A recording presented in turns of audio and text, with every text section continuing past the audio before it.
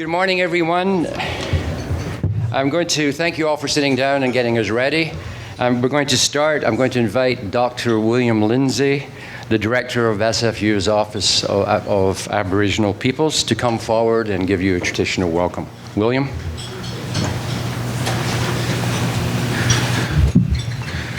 Well, Tansei, Niwichi Waginak. Welcome to beautiful, windy, and rainy Vancouver. I had on my balcony this morning, all my plants had blown over and smashed pots and everything, so that's the kind of night we had. My name is William Lindsay. I'm the Director of the Office for Aboriginal Peoples here at SFU. I am Cree, Stony mixture. My given name is the Running Fox, and in my language we pronounce that Upim Pacha Makisis. So lots of vowels in that name. But my ancestors were people of the plains, the buffalo, but my adopted people are out here on the west coast. So these, for our visitors out here, is the area where the people of the salmon live and have lived for thousands of years. So we do want to acknowledge the traditional territories of the Coast Salish peoples here.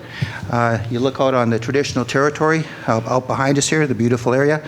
In particular, the Squamish, the Tsleil-Waututh, and the Musqueam, who shared this traditional territory that this campus is on here. So in my language, I'll just want to say, Ishnishni Wichiwaginak, Kaspin, Knute Matsen Katki, Meyosakoski, Nikanti Tapiak. So in a nutshell, that means we're looking to the future and trying to make the world a better place, roughly translated from my Cree language. So just stand off. I'll do an abbreviated welcome song for you. So please just enjoy, and this is for you guys, and it's for my people. So.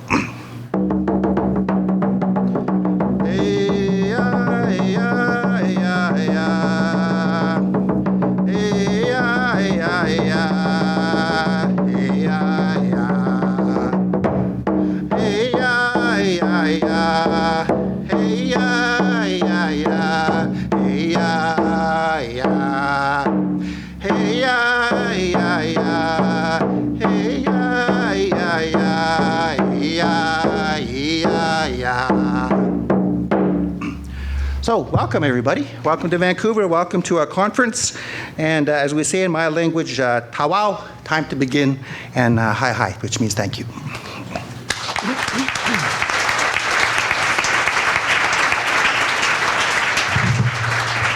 Thank you, William. Well, good morning, everyone.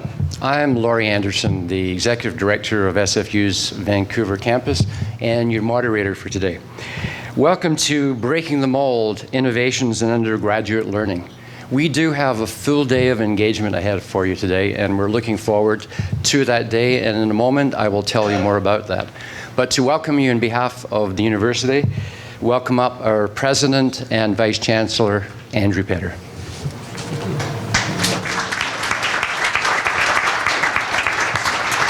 Well, thank you very much, Laurie. Thank you, William, for that wonderful welcome. It is indeed important to remember that we are in the traditional territory of the Coast Salish peoples, and we benefit not only from that relationship, but we benefit from the knowledge and traditions and customs of those people, and hopefully incorporate them into our educational mission, which may be part of the discussion today. I don't know. On behalf of SFU, it's my pleasure to welcome you to Breaking the Mould, Innovations in Learning, Transforming the Undergraduate Experience. And I must say, it's just great to see a room full of people who are here to talk about undergraduate education. It just warms my heart because universities are so much about educating students. And I think we do constantly need to examine ourselves and our mission in this regard. And to see this turnout for a conversation about the future of undergraduate education and innovation in undergraduate education, I think, is wonderfully affirming. This conference is part of SFU Public Square's 2014 Community Summit. That summit is entitled Innovation, the Shock of the Possible. And let me tell you a little bit about SFU Public Square. It came out very much of a discussion we had about 3 years ago, both within the university and with the larger community, where we tried to develop a vision that reflected who we were as a university and what we wanted to set as our direction. And we came to the determination that we were a university that really derived tremendous strength from our relationship with community. And so the vision we came to was the vision of an engaged university, a university that is defined by its dynamic integration of innovative education, cutting-edge research, and far-reaching community engagement, with the belief that all three of those informed each other and created a richer environment for education, for research, and a huge benefit for the communities we serve. And out of that vision came the notion that we really had an obligation and a wish to be a public square for the community, to have a discussion about issues that were important. And this is the third year we've hosted a community summit as part of SFU Public Square, which is an ongoing program. In the first year, we looked at issues of isolation and disconnection throughout the Greater Vancouver community. Last year, we looked at the future of the BC economy. And this year, we thought we'd shine a light on the question of innovation. And not just from a point of view that innovation is seen as an unqualified good, but rather a more critical light about how is innovation going to provide both benefit, but how might it also bring certain risks with it. And within that context, we certainly thought it was important to shine a light on the question of the role of education and the place it might have in post-secondary education. If we consider innovation, of course, innovation, we talk about it in generally positive terms, but on the other hand, innovation comes with certain risks. You can draw a direct line between the benefits of the Industrial Revolution and the fact that we're facing a crisis in terms of climate change. One can think about the fact that innovation has done a lot to produce tremendous consumer products and generated wealth, but it's thrown a lot of people out of work. We could think of the fact that innovation is sometimes held out as a hope that maybe makes us less motivated to deal with the real issues that we need to deal with as human beings. So we're asking some of those tough questions of each other and of ourselves. And we're asking the broader question, how do we as a society ensure that innovation serves us rather than we simply serving the interests of those who are innovating?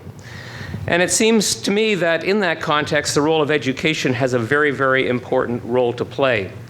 I suspect that most of us in this room would agree that universities have a more important role than ever to play at this time in our history. We are at a time where we are facing challenges with respect to the environment, the economy, health, a whole range of other issues. And universities themselves are going through serious challenges. Some tell us that MOOCs are going to displace universities. Others tell us that universities are no longer affordable and we would do better to shift huge amounts of students into more applied areas. So there's a lot to question at this conference. My view is that universities play an ever more important role in this society. It's true, of course, that we are deluged with information. It abounds on the internet. You can access all sorts of information.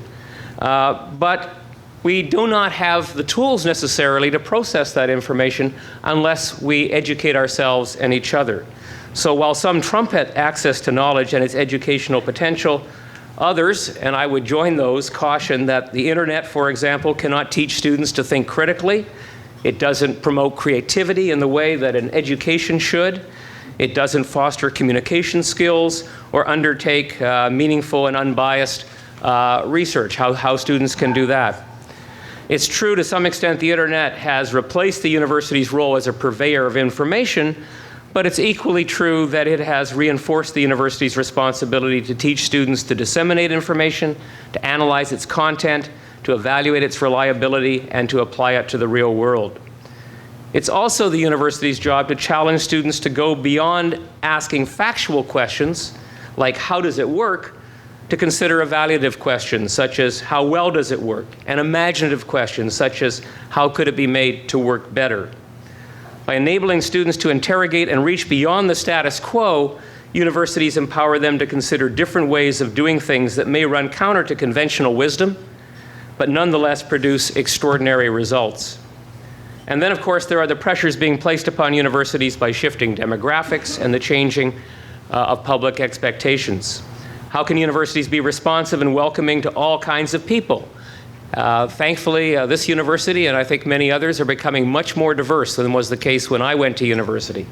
That provides huge opportunities. It's a very exciting environment in which to educate. but it also creates challenges. How can we live up to the increased demands being placed upon us by governments and communities? And I can certainly say, having been president of this university for the past 4 years, that the demands being placed upon us by governments are indeed increasing. And the expectations of communities are too. How do we meet those expectations? Well, today's event provides you with the opportunity to wrestle with all these kinds of questions. And we have a room full of people who I know are well equipped to do so. I think it's an exciting opportunity, an exciting conversation, and a very important conversation. Universities need to remind ourselves that our core mission is to educate students. The undergraduate student population is the student population that is in its most formative years. It's the largest segment of our student population. And for you to focus on how we can do a better job of educating undergraduate students is a very, very important endeavor. And I congratulate you for being here. I thank you for being here. And I wish you well in your day's discussions. And with that, I will happily relinquish the microphone to the academic leader of Simon Fraser University, our Vice President Academic and Provost, Dr. John Driver, who's going to introduce today's keynote speaker. John.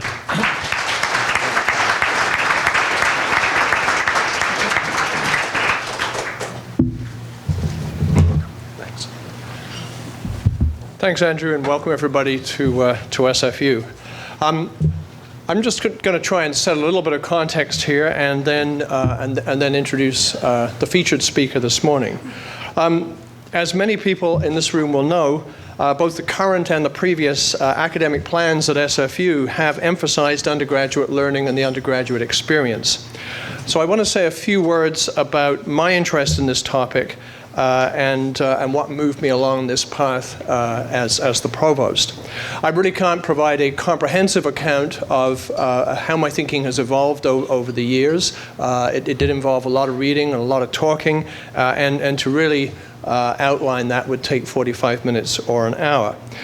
So I'll just provide a few thoughts. I'm also going to avoid discussing all the things that we're doing at this university. These kind of speeches always sound boastful when people spend a lot of time talking about their own institutions, but I know people in the room might expect me to reference some of the things we've been doing, so just let me say very quickly: Teaching and Learning Center, Center for Online and Distance Education, Institute for the Study of Teaching and Learning in the Disciplines, Teaching and Learning Research Grants, Task Force on Flexible Education. What's that one called? Teaching and Course Evaluation Project, the new English Language Center that will be announced next week, and the ever-popular Learning Outcomes Working Group. I always got to laugh with that one. Now, so really though, seriously, what has moved me to make undergraduate learning an important focus for everybody at SFU? Firstly, when you come into these kind of jobs, you do end up talking to a lot of people and listening to a lot of people.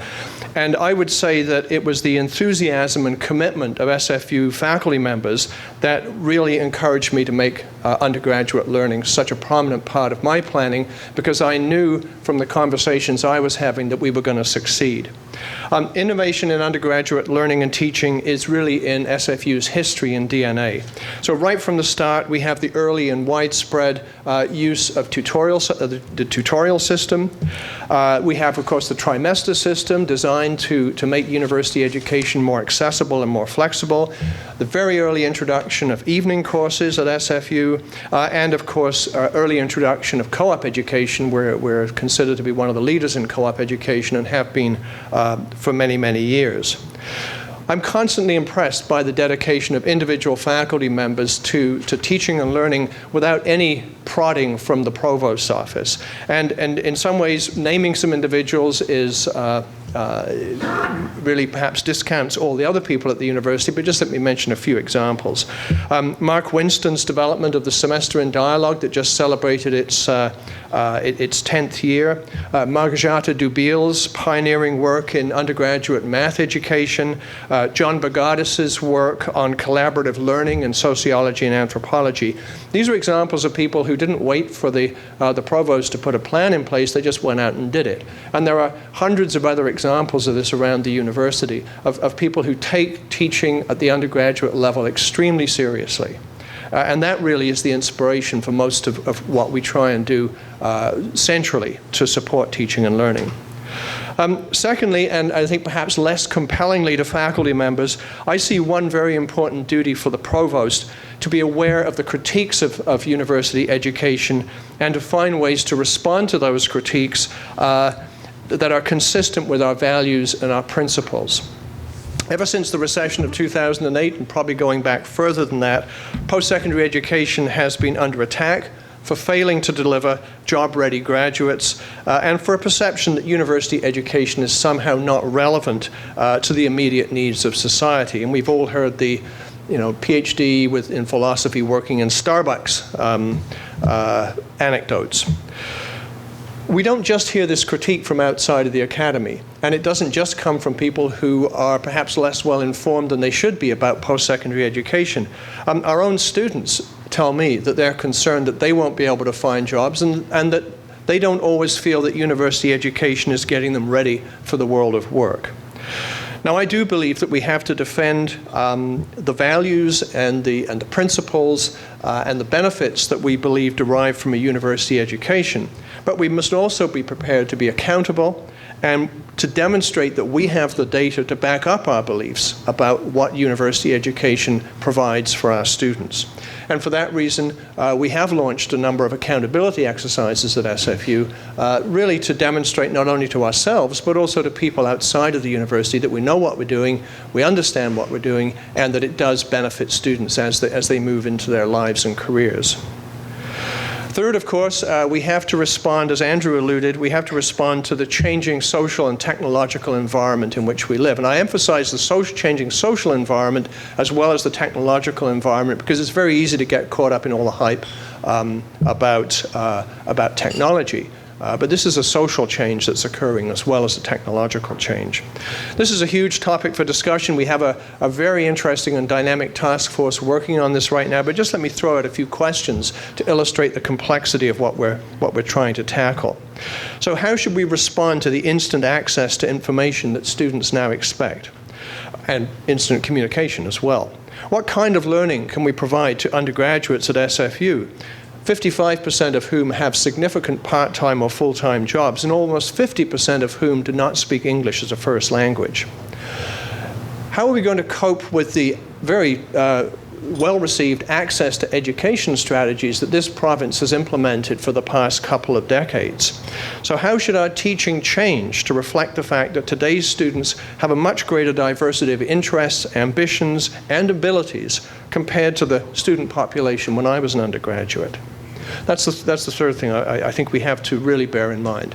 The last thing I want to mention, the last thing that I think is significant and often gets forgotten, is the discussion about the impact of what we do. Now, we're all very familiar with the idea of research impact, and our Associate VP Research loves to come to the Vice President's meeting on Monday and demonstrate that while we may be small, we're #1 in research impact, which is great. But there's another kind of impact at universities, and that is the impact on the students that we teach. And everybody who teaches at a university has an impact, hopefully a positive impact, by the end of their career on probably thousands and thousands of students.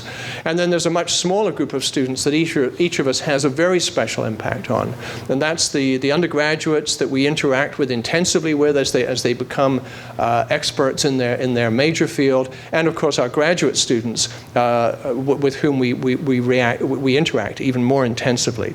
So when people talk about research impact of universities, I like to bear in mind that we have a significant and growing impact on the young people, or mainly young people, who come through our doors. And that's the final thing that really encourages me to think hard about teaching and learning and to do the difficult work of convincing some of our faculty members that a little more attention to, and a little more thought about what we do in the classroom pays off very big dividends in terms of the impact that we have on our students. So let me turn now to introduce our speaker today. One university that has been at the forefront of new ideas in undergraduate education, and in fact, new ideas I think generally about universities, is Arizona State. And I happen to know a little bit more about ASU than probably most of the people in this room, because I have very good colleagues there in what used to be the anthropology department, with whom I work quite closely. I recruited my last postdoc from ASU, and that's the only reason I've had any publications for the last few years, so I'm very grateful to them. The ASU went through a few years ago a really fascinating experiment in trying to I guess sort of put your money where your mouth is around interdisciplinary research and teaching. And they did this by blowing up the department structure and creating new groups of faculty members who then began to develop new undergraduate and graduate programs. So my colleagues moved from the Department of Anthropology into the School of Human Evolution and Social Change, which is one of ASU's flagship interdisciplinary programs. And I'm sure our speaker today will mention some more of these examples. So let me turn now to Robert Page. He is the Provost of Arizona State University and the Foundation Chair of Life Sciences. He was Vice Provost and Dean of the College of Liberal Arts and Sciences from 2011 to 2013. And he was the founding director of the School of Life Sciences at ASU. That was another one of these newly created departments. He joined ASU in 2004 after spending 15 years on the faculty of UC Davis, where he was Chair of Entomology. His background is in behavior and population genetics, and the focus of his current research is on the evolution of complex social behavior using the honeybee as an example. Dr. Page has published so many publications that it puts the rest of the provosts to shame, and I won't go in great detail about how many of these are because I'm a little embarrassed. But I will say he is cited. He is listed as a highly cited author by the ISI Web of Knowledge, which represents, I think, the top half of 1% of scientists who are publishing. He received the Alexander von Humboldt Senior Scientist Award, the Humboldt Prize in 1995, which is the highest honor given by the German government to a foreign scientist. And in 2010, he was elected to the Leopoldina, the German National Academy of Science, like our equivalent of the Royal Society, which is the longest continuing running academy in the world. He's also an elected foreign member of the Brazilian Academy of Science, Fellow of the American Association for the Advancement of Science, an elected member of the American Academy of Arts and Sciences, and also a Fellow of the Wissenschaftskolleg zu Berlin, another very prestigious German organization. So it's a great pleasure for me to welcome Robert, to thank him again for the great postdoc that they produced for me, and to invite him to say some words about what's going on at ASU in the world of undergraduate education. Thanks, Robert.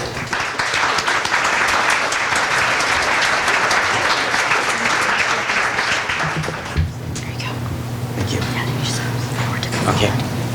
Yeah, so we had to make a decision. Do I bring this up here where I can see it, or do I stand out there and look back and see it? So we'll try it this way to start with. Thank you very much for the kind introduction. Thank you for the invitation. Thank all of you for coming. I would like to say one thing before I start.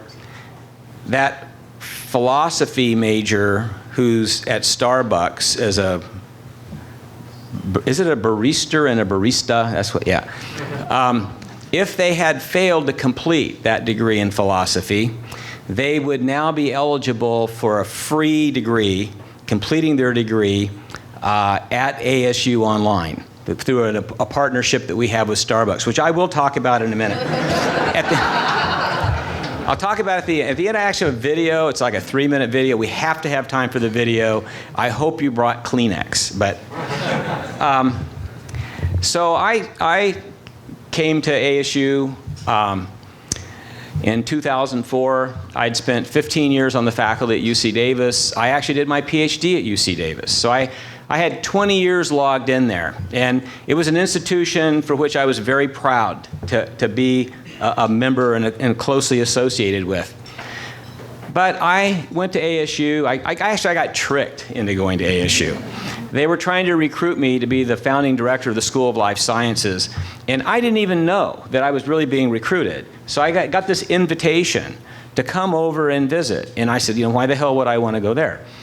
And they said, well, just come over. We'll meet off campus. This was the dean of the college at the time. And we'll talk to you a little bit about what we're doing at ASU. And so I said, okay. So I just flew over in the morning, flew back in the afternoon. They picked me up at the airport, and they took me over to this resort, which was really close to the airport. And I had on my jeans and my running shoes, and it was cold, so I think I had like a corduroy sport coat. Yeah, I mean, it's the academic uniform. And hefting my backpack, and I get there, and I walk into this room, and it's the search committee. And so I felt like I was hijacked. And so they went through all this questioning and everything. And so I left, and I went back home, and I told my wife about it. I said, it was interesting, but I don't really see any reason to leave UC Davis. And then they invited me to come back again. Oh, come over and meet President Crow. He'll tell you about what we're trying to do at ASU. And so I reluctantly agreed to go over, and I met Michael Crow for the first time, and we were up in his office, and he started asking me questions about my research.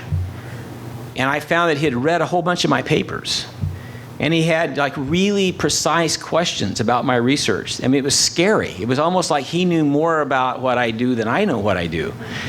And then I started realizing that he was a different kind of person. And then he started talking about his vision for ASU. And so I went back home, and I told my wife, I said, you know, that's a different place. You know, I'm sort of stuck here in the UC system, which is so hard to have a real impact because it's so entrenched in itself. And it's hard for people to break out of the mold and do something. You know, it might be an interesting thing to do for the last part of my career, to go there and see if I can really make a difference and be the founding director of this new school of life sciences. And then she reminded me that when I got my PhD and we left Davis, we came back 9 years later, she reminded me of three things. First of all, Davis was the place she always wanted to be, and we were there. And when I got my degree and left, she said she would go anywhere with me for me to develop my career, but she would never live in Florida or Arizona. And so she saw my enthusiasm, and eventually she said, why the hell not? And so we ended up there. And I've never looked back, not one time. So this is what motivates Arizona State University. This is our charter. And really everything that we do is derived from this charter. This started out as the vision statement for the new American university that Michael Crow put forward in 2002 when he first went to Arizona State University. This has been a consistent message. There's been a few minor changes of words in it over the last 12 years, but this is what drives and motivates. And it's now a charter. He actually went to the trouble to get it officially a charter of ASU. So we are chartered to do this mission. ASU is a comprehensive public university measured by not whom it excludes, but by whom it includes, and how they succeed. And that's a very important part of this, the success of our students. Advancing research and discovery of public value and assuming fundamental responsibility for the economic, social, cultural, and overall health of the communities that it serves. So we're a public institution, we're linked in with a public mission for the public good. And that mission is linked around being accessible, being excellent, and providing student opportunities that will lead to their success. ASU is a large institution, and we're growing more all the time. We are currently about 82,000 students. About 11,000 of those are taking our online degrees. They're not immersion students, meaning they're not on the campuses, but they're online. We have 3,000 faculty, roughly 2,000 of those are tenure track, the others are contract. We have 14 colleges, and we have 370 undergraduate degrees represented in our curriculum. We're located on 4 campuses and 1 other location. We don't call it a campus. Someday maybe we will. But we have campuses spread throughout the Phoenix Valley, We have a downtown campus, we have a West Valley campus, we have an East Valley campus, and then we have the Tempe campus, which is the main campus and was the first campus of the university. And then in Lake Havasu, we have programs that are set up there. We have a physical facility at Lake Havasu, but they don't have their own deans or programs. The programs are programs that come from the campuses that are located in the valley. We have specific goals. These goals are set for us by the Arizona Board of Regents. The Arizona Board of Regents is over the 3 4-year public institutions in the state of Arizona. The Northern Arizona University, the University of Arizona, which is located in Tucson, and Arizona State University, which is basically a metropolitan university that's embedded in the valley, the Phoenix Valley. Our goals are set for us, first of all, to be accessible. The Board of Regents sets the admission standards for all 3 institutions. They're the same at all 3 institutions. They have said that if students can achieve at this level, coming out of high school, that they are qualified to succeed in the 4-year institutions in Arizona. So that we start with that bottom line, that if they meet these criteria, they should be able to succeed in the university. Our goals, if you look at the bottom, for degrees awarded by the year 2020, we are expected to be awarding 25,000 bachelor's and graduate degrees per year. Currently, we are at 19,800 roughly. So we've made great advances. We're well on our way. I think we'll actually hit that 25,000 within the next 3 years. The other part of that, the reason that we're being instructed to push out these degrees is the goal is to take the Arizona adults with degrees, the proportion from 27.3% to 28.6%. I don't know why they ended up with those points or whatever, but that's the goal. So as to have an impact on the communities of Arizona with respect to increasing the number of the proportion of the population that has a 4-year college education. To do this, there's 2 things that are important. We need to retain freshmen. That's one of the components towards getting them to a degree. And we need to get them to graduate. So we have goals for our retention rates and our 6-year graduation rate. Our retention rate goal is 89% by 2020. We're currently sitting at 84%. So we have a ways to go, and it's going to be challenging, which I'll talk about. And then our 6-year graduation rate would be 69%. We're currently at 59%. The time to graduation, the important factor there is that reduces both of those, the retention and the time to graduation, reduces the cost per degree. And that's of primary importance to our Board of Regents and to our state legislature. We want to keep the cost of a degree low. If we had students coming in, starting, failing, leaving, all that costs towards degrees that aren't issued. So we take these goals very seriously. We have a number of constraints on success. I actually plotted this from U.S. News and World Reports, the ranked universities. I was looking at them one day and I said, wait a minute, there's a real strong relationship here. If you look at the 25th percentile for SAT scores in the 2012 cohort as listed in U.S. News and World Reports, and then you look at the freshman retention rate for those universities, you actually get a linear relationship where I did the R-square on this line, and it explains 95% of the variance. So 95% of the variance across universities in the national rankings of U.S. News and World Reports can be explained just on the basis of the SAT scores of the students that are coming in.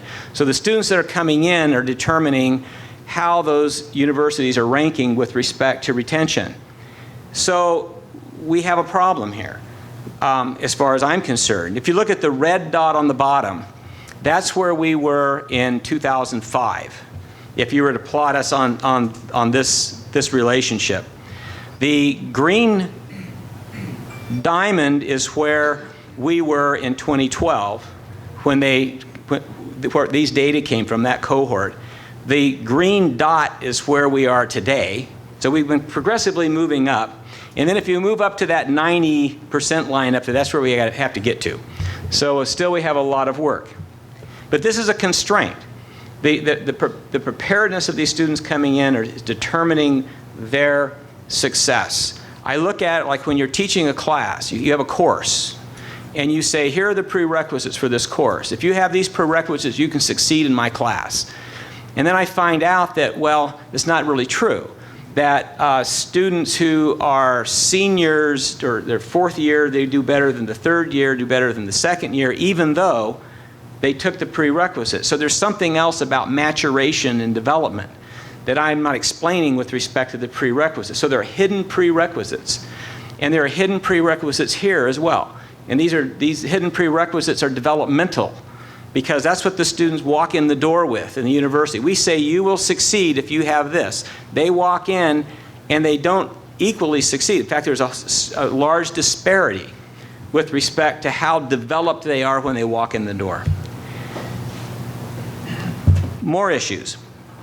You can look at this. Well, this is Arizona State University itself. So this line reflects that. So I can actually take and bin the SAT scores across my freshman classes, and then I can look at the retention on the basis of those SAT bands, and I regenerate the same basic shape. So it shows that even within ASU, that is driving it. If you look at universities, national universities in the US, you have the same relationship. So there's something really fundamental underlying this.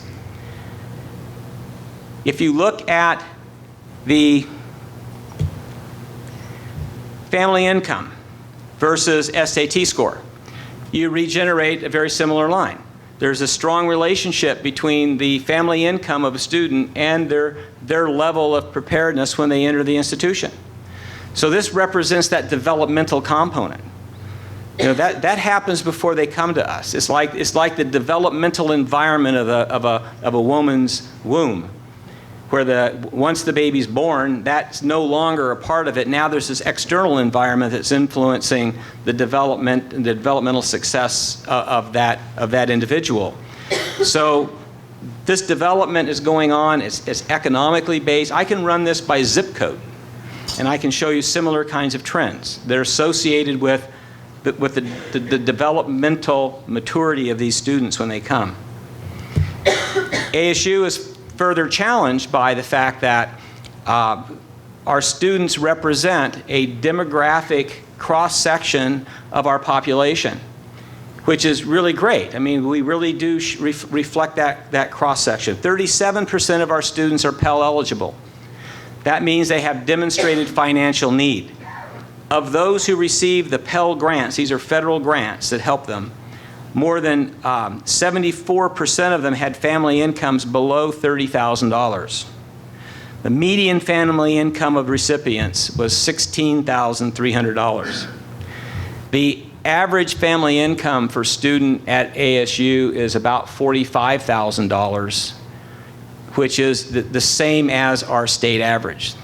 Arizona, the state of Arizona, the average family income is $45,000. So we reflect this demographic cross-section.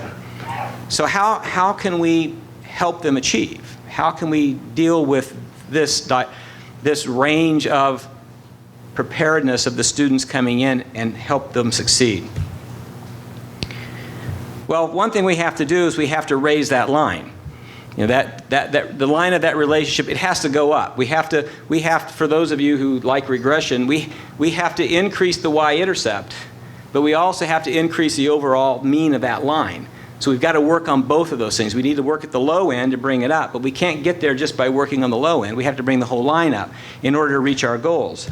And we've been successful so far. We still have a long way to go, but if you look at the regression lines here, this represents the cohorts years from 2005 to 2009.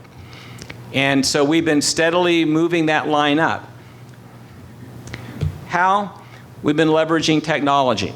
And that's what I'm going to talk about now. The technological innovations that we've brought to ASU with the explicit purpose of helping those students succeed and reaching our goals. I mean, our goals are what we aim for, but it's the success of the students that is the value set that we're working towards. We have just initiated at ASU what we call Ed Plus at ASU. This is the tent into which we've brought our educational innovations. So we have a group that's dedicated towards focusing on educational innovation and delivering it. There's over 100 third-party tools and services that are already presently used by faculty in the development and delivery of their courses. These are all incorporated into Ed Plus. We have ASU Online, which is our online degree program, as a part of Ed Plus. And we have personal relationships with more than 50 companies that deliver different kinds of educational products. And this is a diagram that tries to capture the complexity of all of these different kinds of things that we're trying to do with these different companies at ASU. So Ed Plus is now our umbrella that covers all of this educational innovative space. ASU Online is one part of it. ASU Online was the originating part of Ed Plus. Currently, we have degree programs, 41 different undergraduate degrees, 39 graduate degrees. We provide 3 undergraduate certificates, 12 graduate certificates, all within this entity we call Ed Plus Online. ASU Online. We have built over 600 courses for online delivery. We've provided 70 workshops for people to learn about how to use the online mediated methods for teaching. We've trained more than 1,300 faculty in how to do it. And we've done this through boot camps. We have online boot camps that faculty sign up for and go through to learn how to be effective with respect to online delivery. Our online majors have grown dramatically since 2010, when we had less than 1,000, and we are currently at more than 11,000 students that are in online degree programs. And these are taught strictly online. There's no face-to-face component to them. They're all online. The face-to-face we call immersion. That's when they come to campus. The online is separate from immersion. However, the online is taught by our faculty. We don't separate it out like some institutions. They have a separate online college or something. It isn't like that at ASU. The individual units own those degrees. So history has a degree program in history, and it's the history faculty that build it and deliver it and are responsible for it. So we haven't set it aside. We have the same faculty delivering the online that deliver the face-to-face. We claim that it's just as good. We don't know that for sure, but we just developed a center that's supposed to be working on how to make those assessments. We think they're just as good because, we think about, we're not going to do, some degrees would not make sense online. So we really think about the ones that are going to be online degrees. We do them the best we can. We have standards for them, and we think that they're as good as the face-to-face, but we're in the process of actually assessing that. Oh, and I was going to show you. And then we have lofty goals to go to 35,000 online by 2020. We've developed a new kind of teaching mechanism. It's called adaptive learning. This is a method whereby students work through the informational content and they get assessed at different steps along the way. They work through it at their own rate. And the background assessments can detect, and basically it learns about the student, the individual student, what they know, what they don't know, and then it's modularized to where it can shunt a student out to some module that can help them relearn something that they need in order to go on to the next step. So it adapts to the individual student. It has a lot of background interface where the faculty can really follow the students and make sure that they're making the progress. But it individualizes the learning experience. So every student goes through it at a different rate, goes through it at a different pathway with respect to the modules that they take. We've incorporated it into our introductory mathematics. We found that was a real difficulty for students coming in. It was one of those key elements for success, that if they weren't successful in the freshman math, then they weren't going to be successful at all. So we started it in our math classes. We get a higher completion rate of the students who go through this. We have done the assessments directly against face-to-face. Many students actually complete prior to the end of the semester by working through at their own rate. We have higher proportion of them passing. We have fewer what we call DEWs. That's a grade of poor, failing, or they withdraw because they aren't able to master the material. This shows how it works. I mean, so you start at the upper left. They'll start with Module 1. They'll get the video directed information. They will then take some sort of a test as an analytic tool. If they don't pass it, meaning having more than 80% content understanding, then it shunts them down to another set of modules that will help them, that will recognizes what they don't understand and that will help them achieve those objectives for that particular module. They get tested again. If they are successful, then they go back up to, you see the green arrow, and they go into the next module, and they progress through. If they still can't achieve the minimum amount or they still don't have a minimum amount of understanding, then they go back and they get another module, and then they go down and they test again, and then they may get another module, and at each step it becomes a different experience to try to get them to understand the material that they need to understand. So this is what it looks like for students that are going through. So I call this the flea video. So if you look at each one, this is real time, I mean, it's not real time, but this was taken from real time students.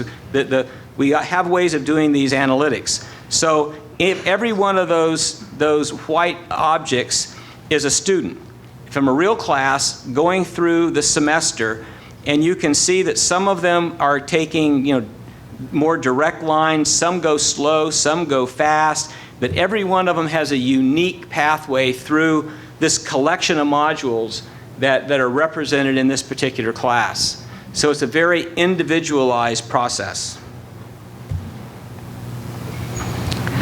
We are also looking to remodel our general education. We're building these adaptive types of courses in what we call our learning gateway courses.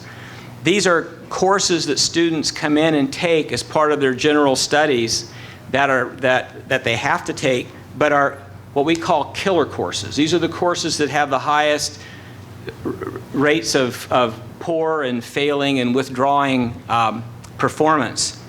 So we're building them for biology, chemistry, economics, physics, psychology. So far we've launched biology and physics. They're doing very well. We're still in the process of developing the other courses, but eventually we want these courses to be available for students when they come in, for freshmen to take, to help them get through these fundamental courses to satisfy their general studies science requirements, which seem to be difficult for students coming in. We also build these in conjunction with active learning. These are not totally online courses. The students still spend the same amount of time in class as they would in an immersion class, but they do these online modules and work their way through them in this adaptive system at their own rates.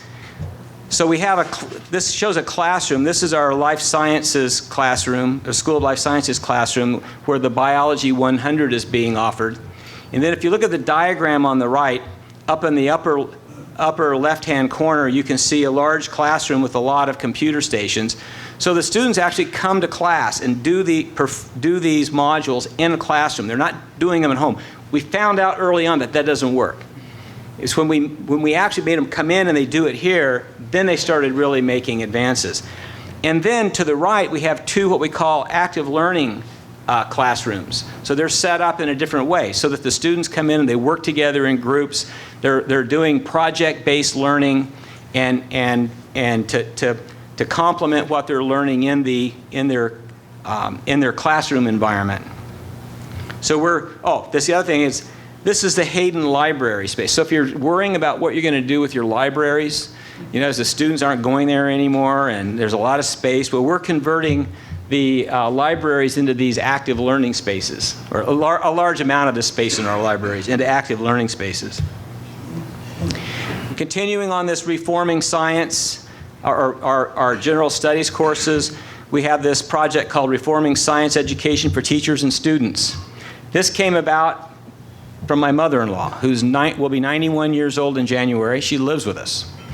She's very active. She still drives. She goes to the Mesa Senior Center 3 days a week. And they have 1 day a week, they have current events. And everyone brings in something they cut out of the newspaper to discuss. And it's like 90% science. And then she comes home and she tells me that scientists are idiots. Because last year if I ate this, it killed me. Now they're saying I should eat this stuff. And what's this about climate change? You've got scientists arguing with each other. So I started thinking that we really haven't taught what science really is to our students. We haven't taught them about science as a way of knowing and discovery.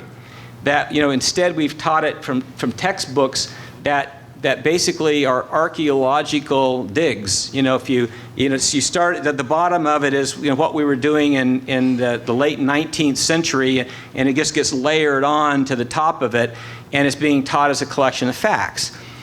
So I thought, we really want to change the world. We have to change how science is taught. So the dean of the Mary Lou Fulton Teachers College and I got together and started talking about it.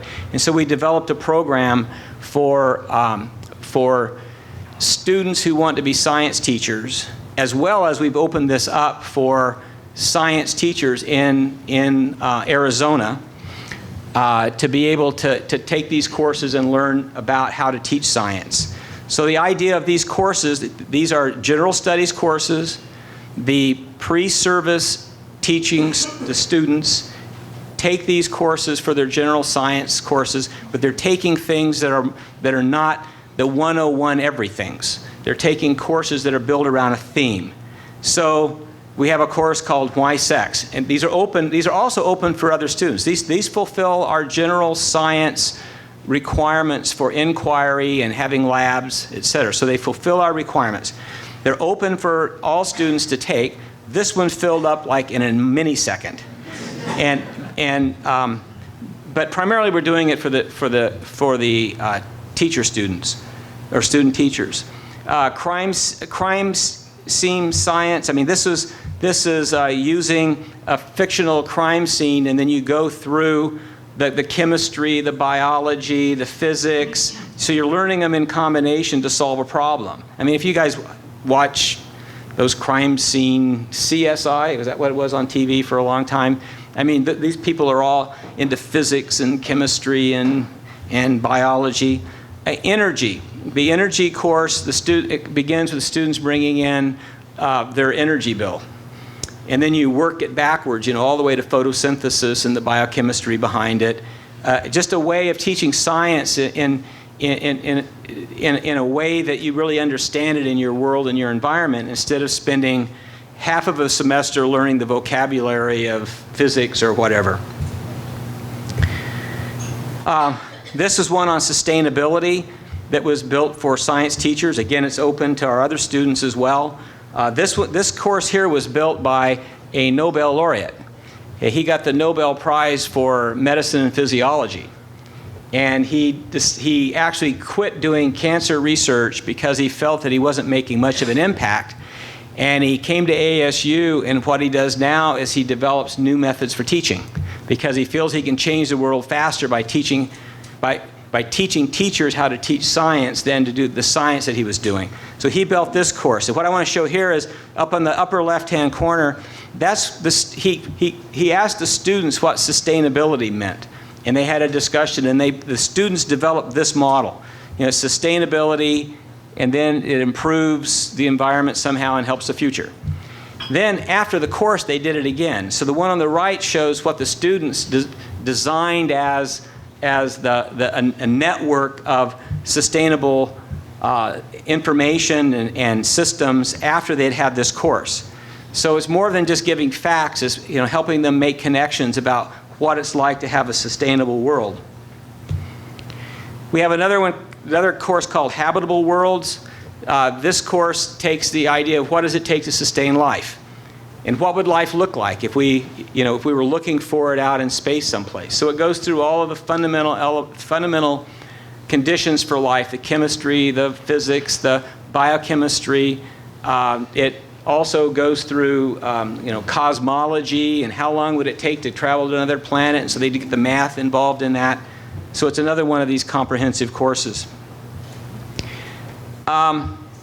We have eAdvisor. This is something different now. We developed a new way to advise our students. The students get online advising. The primary elements to eAdvisor is the degree search, where they can go in and they can start exploring, what kind of a degree what kind of a profession they might like, and it sort of steers them into different degrees based on their affinities. Then it'll construct a major map for them to show them how you get through your courses in order to achieve your degree in 4 years. And then it critically tracks them. So at every step of the way, there's a critical tracking route that they need to go through to get there in order to graduate in 4 years. When they get off track, they get alerted to it, and they get told how to get back on track. And also the advisors get alerted to the fact that they're off track, and then they set up an intervention with these students in order to help them get back on track. So they can do all of this, from their computer and get a major part of their advising. eAdvisor is not a thing. It is a network of functions using a lot of other third-party tools and software systems that we use for other things. So it was sort of built all these connections into this tool that we call eAdvisor. So people try to buy it. They say, "Oh, can we buy it from you?" It's not something that can be bought because it's very tailor-made to ASU. It's dependent upon the systems that we use to track our students and in our advising. This is what I believe has been the impact of eAdvisor. The arrow points to our first cohort that had used eAdvisor was in 2007, and that shows the 4-year graduation rate. Since we implemented eAdvisor, you can see that it's increased dramatically. I'm sure that eAdvisor isn't responsible for all of that because we've been doing other kinds of things, but I think it was a very major part of that success. We're looking to fix the high school pipeline. Again, this idea that what we want to do now is crawl up into the womb. Terrible metaphor. If we can start fixing the environment there, then when we get them, it'll be easier for us to make them succeed. So we're going into the high schools. We're trying to do things there to help the students so that when they come to ASU, they'll be more successful. So we've expanded our e-advising to the high schools. I'll talk about that in a minute. So the high school students can start right away using these tools and getting themselves a pathway towards a degree. We're offering an online high school curriculum, we will be, through our Herberger Young Scholars Academy. We have a high school. It's a K-5 through 12 that we run and that we manage and that are our students. but we're going to also now start offering some of these adaptive gateway courses through that to the high school students across the whole state. So they can actually start getting some of this before they ever come to us. So we can help them before they enter our system, before they have an opportunity to fail. eAdvisor, we've pushed out. This is the high school. It's called our Me3 project. It's an app that they can put on their smartphones. It connects the student interests and skills to the academic majors that we have. It provides high school major maps. What do they have to do if they want to go into a particular major at the university, preparing them. And it's an interactive tool that helps motivate them. It's built like games. So they can get engaged in it, and they can kind of plot out their future and explore what kinds of majors they might want to have when they enter the university. We're changing our advising structures. Instead of having the typical cave where you go into to get advised as a student, it's always sort of intimidating because it's like this office. And the first thing you do when you walk in is you hit this counter and somebody stops you. And then they tell you to go sit on the floor outside in the hallway until an advisor is ready. And then you go into this cave, and the advisor sits behind a computer screen that you can't see. So we're changing that. We're building these Apple Store advising centers where the students walk in. We have computers on pedestals. We have peer-to-peer advising initially. Students come in, somebody takes them over, just like when you go to an Apple Store, and then brings up their e-advising and shows them how to use the tools that we already have online to help them, first of all, explore and solve their own problem. If that doesn't work, then they can go see our advisors, not in caves, but in cubicles that are more open and more friendly. This is my oatmeal I had for breakfast. No, not really. I did have oatmeal for breakfast this morning to remind me that I don't like it. So I liken the fact that we're getting large and we've lost a lot of our resources. We've basically homogenized the educational experience at ASU because we don't have the funds to put into a lot of the things that we had in the past with respect to students, but yet we're getting large. I'm getting a warning. So anyway, so I call it's like oatmeal. And what we need to do is put raisins in the oatmeal. That's the personalized student experience. Every student ought to be able to eat one raisin and remember that later in life and really feel good about their educational experience because they got to do something really special. So we've built a virtual classroom. This was enabled by a technology called video that works extremely well. So we have a partnership with the Leuphana University in Germany, where we have cohorts of students that are working through a curriculum together in sustainability. And they meet regularly via this video interface. They work on projects together. We've also had some money to where we've actually been able to have our students go there and their students come here.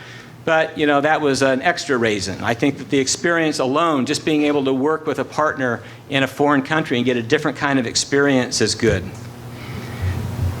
This was enabled by Video, VIDYO. It's an incredible video system that's made this affordable. We couldn't have done it with traditional video technology systems. We actually became the poster child for video. We found them when they were a very small, tiny company. We brought them in, they enabled us, they worked with us, and now Google has picked them up. It really is a consequence of what they were doing with ASU. You can now use this through Google. We have a Smithsonian Desert to Rainforest project. It uses video where we can take our students to the rainforest in the classroom. The researchers at the Smithsonian Tropical Research Institute in Panama work with our students via video so that they can, understanding the rainforest and whatnot. So we have an intern project with our students working on. They work on class content, and then they go down to Panama and they do field work. We also connect this in with our science teacher initiative. We have local science teachers in the Phoenix area have also taken this, and they've gone down to Panama and worked on projects. We're in the process of making an agreement to be the host for the Institute for Shipboard Education. This is having a semester at sea, so a number of our students will have the opportunity to go to sea for a semester. Again, we plan to use the video technology as a part of the delivery of that curriculum. Maybe you've heard about our Starbucks College Achievement Program. We've entered into this agreement with Starbucks.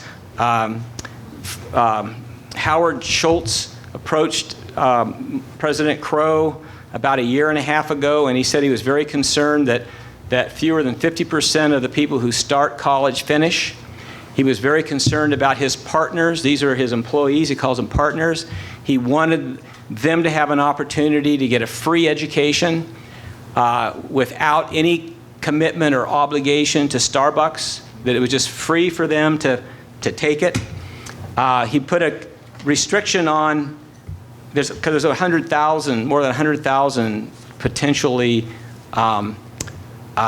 qualified partners in Starbucks to be a part of this program. So the requirements for the program is employees must work more than 20 hours a week, so they don't have to be full-time, they can be part-time. And he also gives them full health benefits. He just thinks it's the right thing to do. So he's doing this because he wants to fix the world.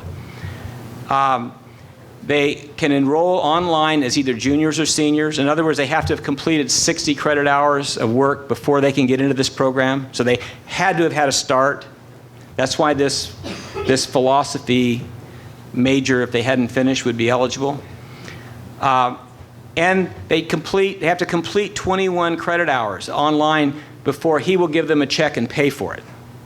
So in the meantime, we give them a grant, and then when they complete 21 hours, then Howard Schultz writes them a check and pays for their education as they complete it. So we've had 4,400 applicants since we launched this in June. 2,600 have been admitted, and we have right now 1,000 enrolled. This is we have 7.5-week semesters for this, so this is the first 7.5-week semester that they've been able to enter into the programs. So we're really pleased. So now I'm going to leave you with this, and as I said, you need to get out your Kleenex.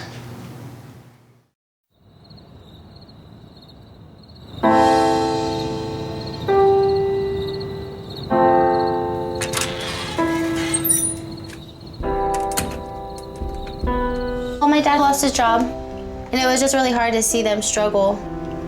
I decided to take a year off of school to get a job. I was going initially to be a veterinarian, so my focus was biology. I always had the plan of, I'm going to graduate college, but it's kind of something that's just taken a back burner because, life happened. Yeah, I mean, it's hard sometimes. I was put here to play music. My goal is to change someone's life, at least one. I want to teach in a university, and for something like that, you need a diploma.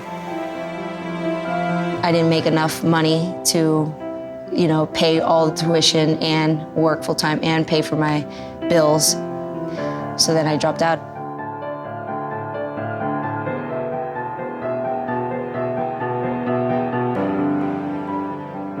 I only went to school for a year and a half, and I accumulated more than $10,000 in debt at a community college. That's not even at a university.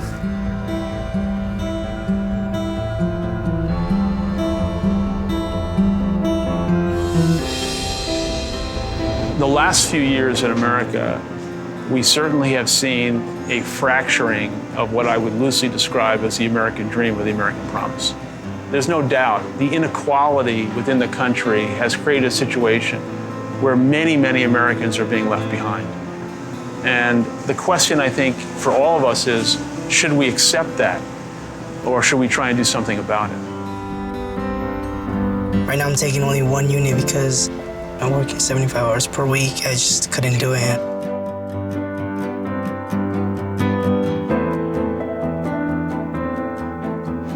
Now, we are employing over 100,000 young people in America, and the majority of them do not have a college degree.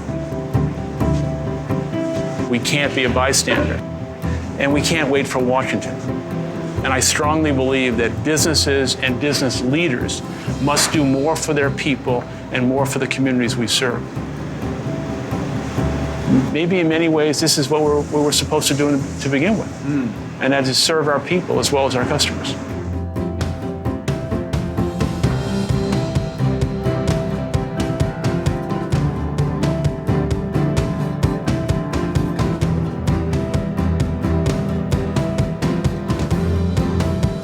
The College Achievement Plan was a model built on the notion of empowerment across the entire cross-section of society.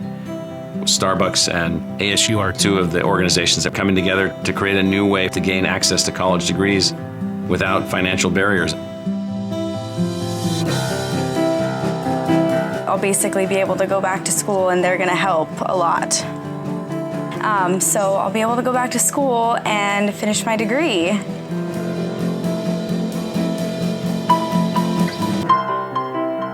Starbucks is about to pay for tuition for school. What?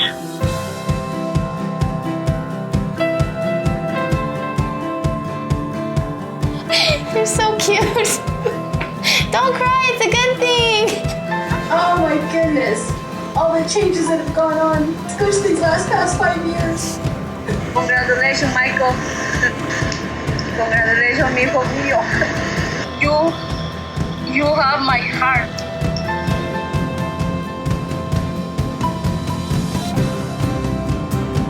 Thanks, Mom. You deserve it.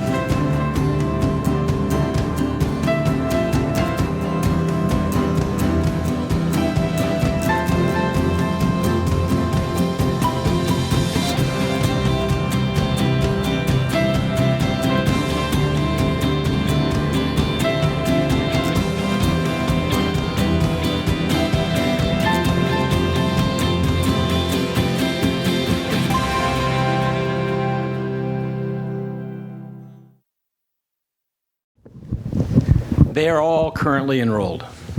Thank you.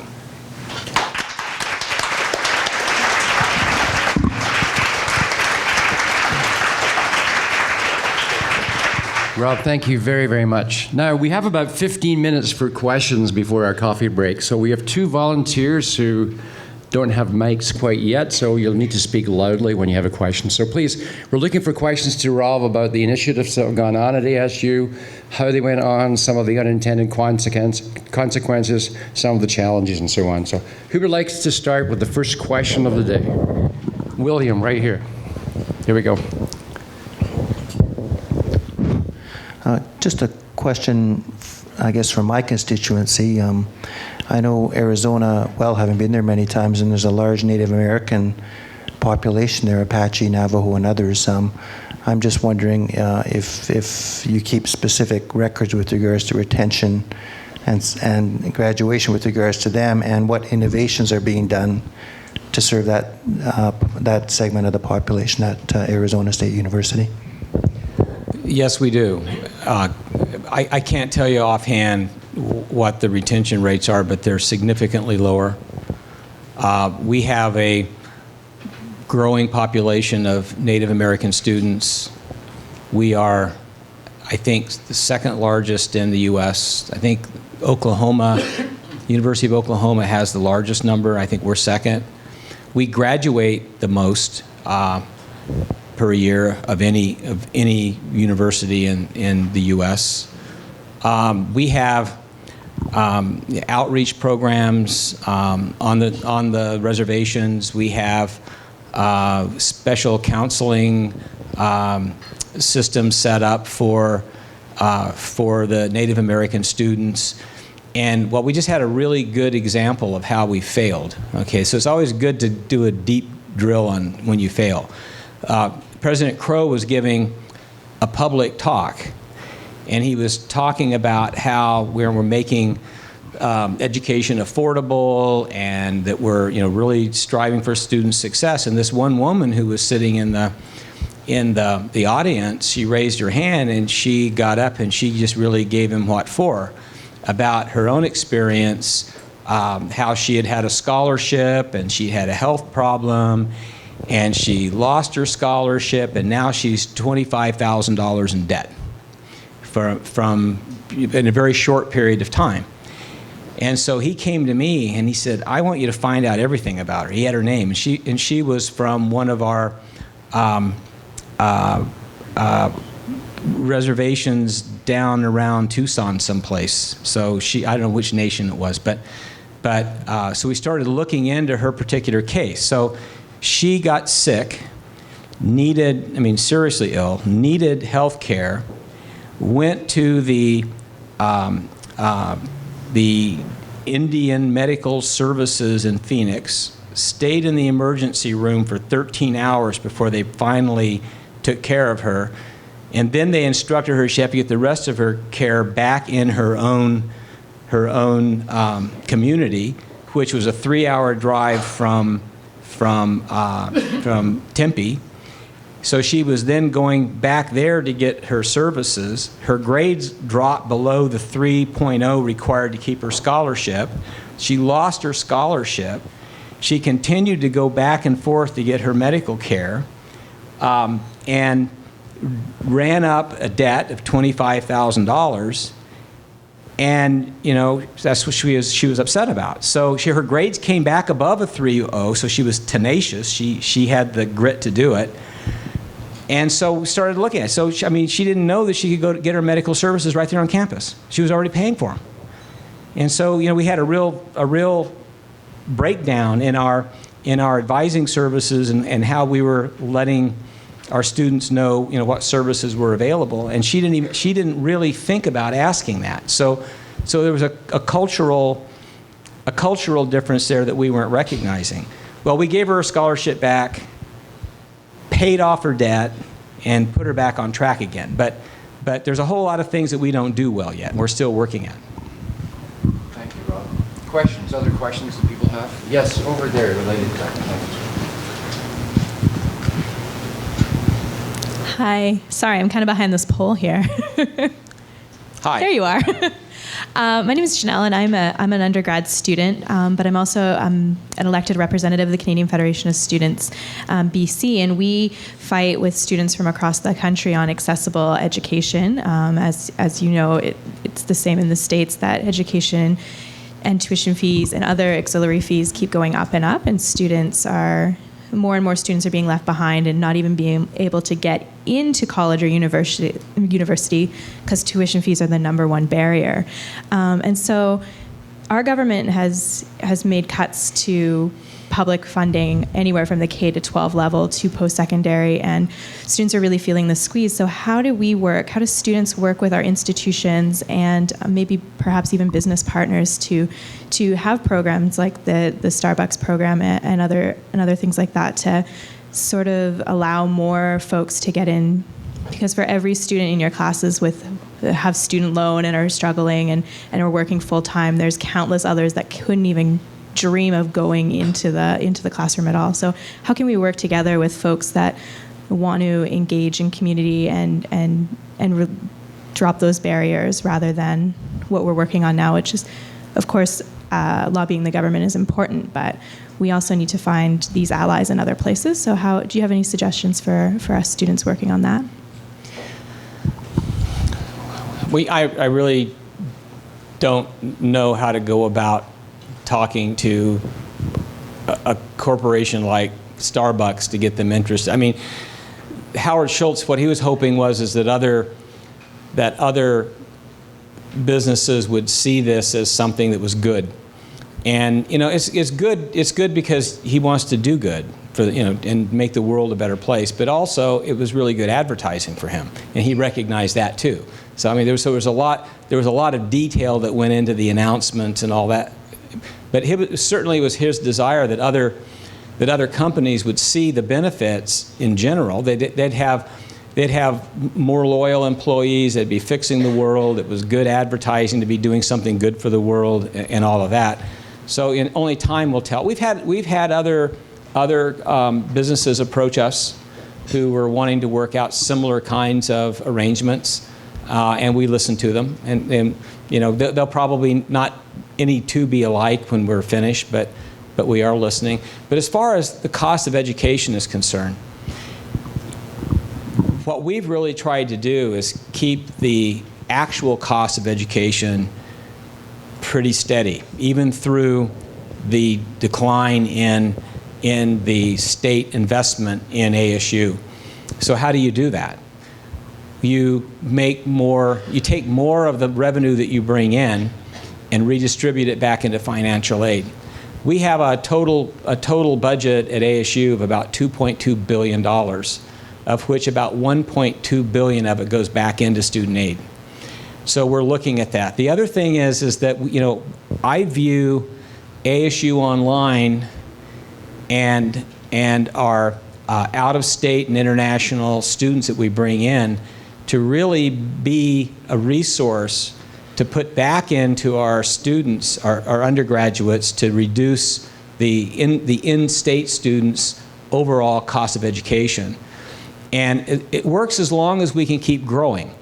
If we were fixed in size, then basically what we would be doing is denying seats to our resident students in order to be bringing in the international and non-resident students in order to get the higher revenue from them. But we're large enough, I mean, we have enough space and expansion that, you know, we can accommodate all the students from Arizona who come to us, and at the same time be bringing in increasing numbers of international out-of-state students. And then the online, the majority of those students are actually out-of-state. And so that, again, is money that's put back into financial aid to help us with our in-state students. But we think about that, the cost of education is very important. Thank you, Robert. Time for one more quick question. Yes. Go ahead, Dave. If my answers were quick, then there would be time for more quick questions. Great, thank you. David Leach, University of Victoria. ASU is known as a real innovator in the kind of application of big data analysis to the undergraduate experience. Can you tell us just briefly the specifics around how you use that for retention, but also how you kind of balance the challenges of this kind of benign digital surveillance with personal student privacy? How do we do it? Well, so I have a professor of economics who is my senior vice provost. He was also the chair of the economics department for a long time, and he's a real data hound. And then we have an institutional analysis group, which is a relatively large group that you know, go in and dig and generate the data. And he subjects them to your typical economics kinds of modeling. Sometimes it's distracting because, you know, an economist will take every single variable there is in the whole world and construct a model. Because for them what's important is the prediction from the model. Where when you do that, you don't necessarily know what's essential to the model. You know, what are the true variables that are really important. But he builds these models constantly. I mean, you know, I go to him and I have a question about something I want to see the effect of zip codes on retention rates, and he's able to go in and generate the data and then construct models for me. So we have a large group that is, you know, embedded in doing these kinds of institutional analyses. And I think it pays off because you get a better picture of what you're doing. Rob, please join me. Please join me once again in thanking Rob for a great talk. Thank you.